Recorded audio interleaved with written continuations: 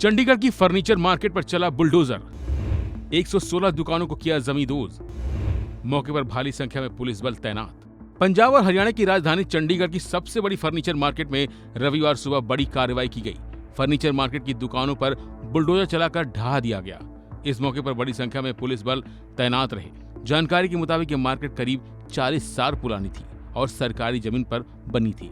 करीब 15 एकड़ जमीन पर बनी इस मार्केट में 116 दुकानें थी। चंडीगढ़ प्रशासन की तरफ से पहले भी कई बार दुकानदारों को मार्केट खाली करने के निर्देश दिए गए थे, लेकिन बाद में मामला हाई कोर्ट पहुंच गया।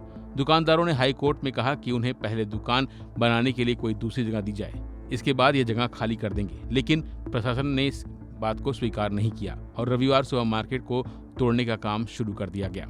वहीं इस मामले में एसडीएम खुशप्रीत कौर ने बताया कि समय समय पर अल्टीमेटम देते रहे हैं। पिछले साल बाजार खाली करने की पहल शुरू की गई थी।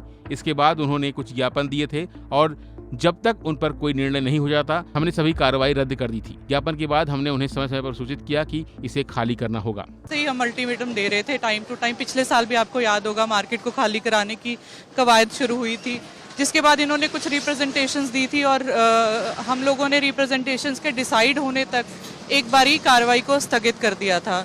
रिप्रेजेंटेशन के डिसीजन के बाद हमने टाइम टू टाइम इनको इन्फॉर्म किया कि अब हमने ये खाली करवानी है और पिछले 10-12 दिन से तो लगातार हम लोग अनाउंसमेंट्स और मुनादी के जरिए इनको बता रहे थे खाली कराने के लिए। सो दे वर ड्यूली इन्फॉर्म्ड।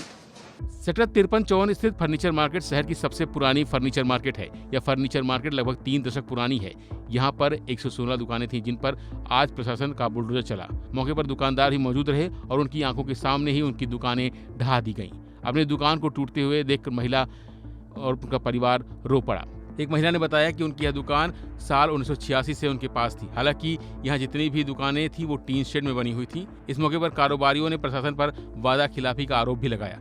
उनका कहना था कि 30 जनवरी को प्रशासन के साथ बैठक हुई थी।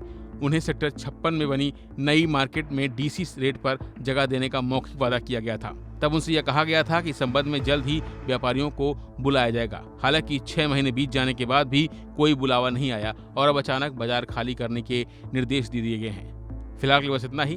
बाकी अपडेट के लिए बने रहिए वन इंडिया हिंदी के साथ।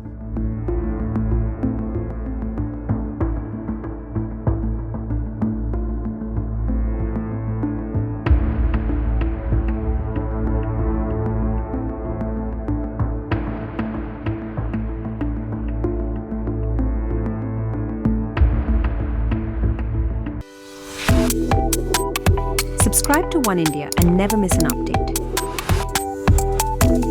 Download the One India app now.